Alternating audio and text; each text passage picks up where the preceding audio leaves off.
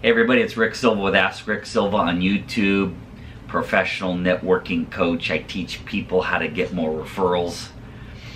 So again, I posted on Facebook, give me your networking challenge and I'll do my best to help you with it. So my friend Carl from high school said, Rick, my networking challenges are getting to the decision maker who would actually buy my product.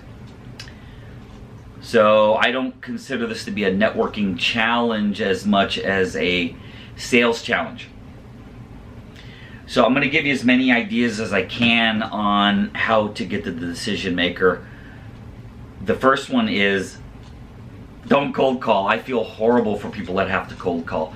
But let's talk about cold calling first, and then let's get off the topic of cold calling.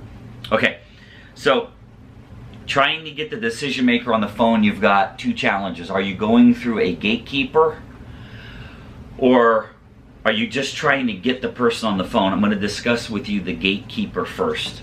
Okay, so they are paid liars. Okay, let me explain. The gatekeeper is sitting at their desk. The owner of the company says, if anybody calls, tell them I'm not here. So he's paying the gatekeeper to lie. That's their job. The gatekeeper's job is to say he's not available, he's not here, when he's sitting 10 feet away. So what we need to do is, we don't see the gatekeeper as a bad thing. We need to turn the gatekeeper into our friend. So one of the ways to get, I'm just going to start throwing ideas at you about how to get the decision maker to the decision maker. One of them is to make friends with the gatekeeper. So when you're cold calling a company, let's say first you don't have the decision maker's name. Okay, you can call the front desk. The quote unquote gatekeeper or secretary answers the phone and says, hi, XYZ company. You say, hi, could I get your name? Sally, John, whatever it is, write it down. So the intention for the first call for me when I used to do this was to get the gatekeeper's name and the decision maker's voicemail. Let me explain why. When you call, they say, hi, XYZ company. Hi, could I get your name? Goal number one, get their name. Could I please have the CEO, the CIO, the COO, the human resources, the VP of sales' voicemail? They aren't going to gatekeep you on voicemail. If you're trying to get the person on the phone, they're going to block you. If you ask for their voicemail, when they send you to voicemail and a person answers the phone, hi, this is John or Nancy with ABC Company. Now, you got the gatekeeper's name, you got the decision maker's name. Don't leave a message, let it go. Now, if you call back a couple days later, you have the decision maker's name, you have the gatekeeper's name, you have the decision maker's name. Let's say the gatekeeper is John, the VP of HR is Sally. You call the company, hi ABC Company, hi, is this John? Well, yes, it is. Hey John, could I talk to Sally? So what you've done is you got the names. This person is going to be like, he knows my name, he knows the decision maker's name. He must know who we are. So one of the ways to get the best of the decision maker, get the gatekeeper's name, get the decision maker's name, and that's it for that phone call. Let it go. Call back a few days later, ABC Company, hi, is this John? Hey John, could I talk to Sally? They might say, who's the call? Who's on the phone? It's John Smith. They may even say, what's the call regarding? Now, this made me a lot of money back in my cold calling days. So I want you to think about, if you're on the phone, let's say you're calling a construction company, you're not going to say it's so my friend Carl sells advertising. Carl, don't say this. Don't go, it's regarding advertising. Now, Carl, I know you've sold to other builders. So one of the things you could do is name one of those companies. So if, I'll give you an example of what I did when I was a headhunter. If I'm on the phone with Cisco Systems and I have a candidate, I'm trying to market to Cisco, and the gatekeeper says, what's the call in regards to? I'll say Juniper Networks, who at the time was one of their biggest competitors. They're generally not going to say, what about it? They're going to say, no problem. The decision maker is going to hear Juniper Networks. I wonder why this guy's calling. So Carl, when you're selling advertising and you get the decision maker on the phone, or I'm sorry, when the gatekeeper says, what's the call regarding, you can say it's regarding ABC Construction.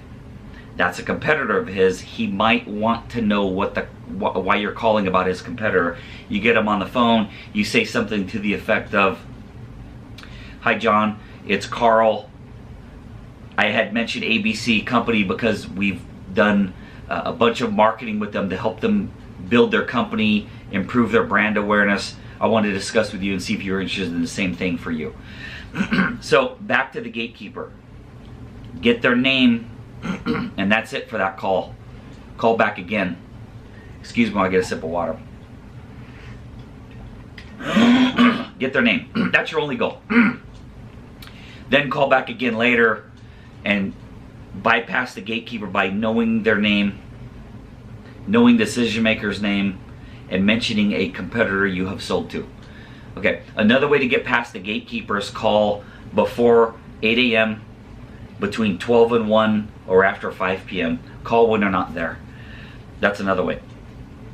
Now, let's go a little bit beyond that, because this is, I feel horrible if you have to cold call. So let's use LinkedIn and Facebook. So this is why I accept all requests on LinkedIn and Facebook, because what it does, your first level on LinkedIn does this, but your next level does this. Excuse me. So what you can do is, if you have a specific company you're trying to call on, get the decision maker, look him up on LinkedIn and see who you have mutual contacts with. Ask that person to give you an introduction. I did a video recently on compensating for referrals. You can compensate people for these introductions if they turn into a sale. You can watch the referral compensation video. So one of the other ways to get to a decision maker is using LinkedIn or Facebook and looking for mutual contacts and see if somebody in there would be willing to give you an introduction. So Carl, again, your challenges are getting to the decision maker. So if you get the decision maker's voicemail, you just can't get the guy on the phone, the best thing that I can recommend is that you're naming a competitor. If you say, hi, it's Carl with ABC Company, I'm looking to sell your advertising, you are never going to get a call back. If you say, hi, it's Carl, calling about, if he's ABC Company, I'm calling you about DEF Company with some information you might want to know. When you get him on the phone, you let him know that you did some marketing work with him, and you want to see if ABC Company is interested in the same type of work. So if you name a competitor, you're bound to get a phone call back. Excuse me. Something else that works really well is you can hang up on yourself, and I'm going to show you a tape shortly. The master of cold calling in the whole world teaches it better than I, but I have done it, and it does work. It's a little tricky, but if you call a company and say, hi John, my name is Carl, and you got to give your phone number. My name's Carl, my phone number is 555-5555. You got to give it up front, because the next sentence after you say, hi, it's Carl, my phone number, something to the effect of, I have exciting news regarding DEF Company, and as you're talking, just hang up on yourself and don't complete the sentence. So, hi John, it's Carl, I'm calling, my phone number is 555-5555, calling about DEF Company, I have some, and hang up on yourself. Some people get so excited and so freaked out that they didn't hear the rest of the message, they'll call you, and then you can go into your pitch. It's a little tricky, but gatekeeper's job is to keep you from getting to them, so sometimes we have to trick back. Here's another one that I probably did $1 million worth of sales with. It's called call the wrong department. Okay, so Carl, if you're trying to get the CEO, the CIO, VP level, it's going to be challenging, as you know. So if a company has multiple departments, you call the company, the gatekeeper answers the phone, you say, could I please have accounting? I've never been questioned on why I'm calling accounting. So if you call and say, could I have accounting? The gatekeeper very rarely is going to say, what's the call regarding? Accounting? You're calling to pay a bill, they aren't going to gatekeep you. So you call, hi, I'm calling, could I please have accounting? You get to accounting, they answer the phone, hi John in accounting. Accounting? I was trying to get the CEO or the VP of HR or the senior sales blah blah blah on the phone. Oh, let me transfer you. Boom. Now, let me explain something. When you call directly to the phone number, there's caller ID, and it shows who's calling. If you call another department, you call accounting, and they transfer the call to the CEO, the CIO, the CFO, the C whatever O. It's now an internal transfer. So when the call is transferred from accounting to the VP of HR, it doesn't show you. It shows an internal transfer. They're 99% more likely to answer the phone because it's a coworker. And then guess what? You're on the phone. So call the wrong department, ask for the wrong department, and then say, accounting, I was trying to get what you are. When you call a company and you say, could I have accounting? Your goal for calling the company was to get the VP of HR on the phone. So when HR answers, you say, HR, I was trying to get the VP, when accounting answers, you say, accounting, I'm trying to get the VP of HR on the phone. They don't want to talk to you, they're going to transfer you right over. I made many, many sales with that. Now, I hope this helps, Carl. I'm not a big cold caller. I'm a networker.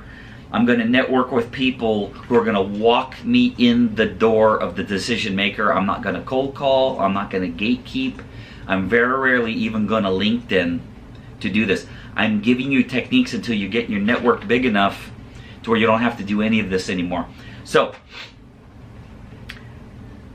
find people who can walk you in the door. So there are people who also sell to that owner of a construction company. You need to figure the industries out. I've met CPAs who specialize in accounting only for construction. The CPA can give you a personal introduction, get you in the door, so you don't have to use any of these techniques. Steven Schiffman is the single greatest cold caller walking planet Earth. There's nobody finer. That's the course. It's called Getting Through Cold Calling Techniques to Get Your Foot in the Door by Steven Schiffman. I've had this course. This came out in 1993. I think I bought it in 1996. Old school tape. My house is burning down. This is going with me. This is fantastic. Some of the stuff I just taught you is here. Some of it I created. I hope this helps you get to more decision makers. This is something you could study for years and years and years. There's tons of techniques, but this is off the top of my head with no notes. I hope it helped. Please like, subscribe, Ask Rick Silva on YouTube. Send me your networking questions. I'll do my best to answer them. Have a great day. See you later. Bye-bye.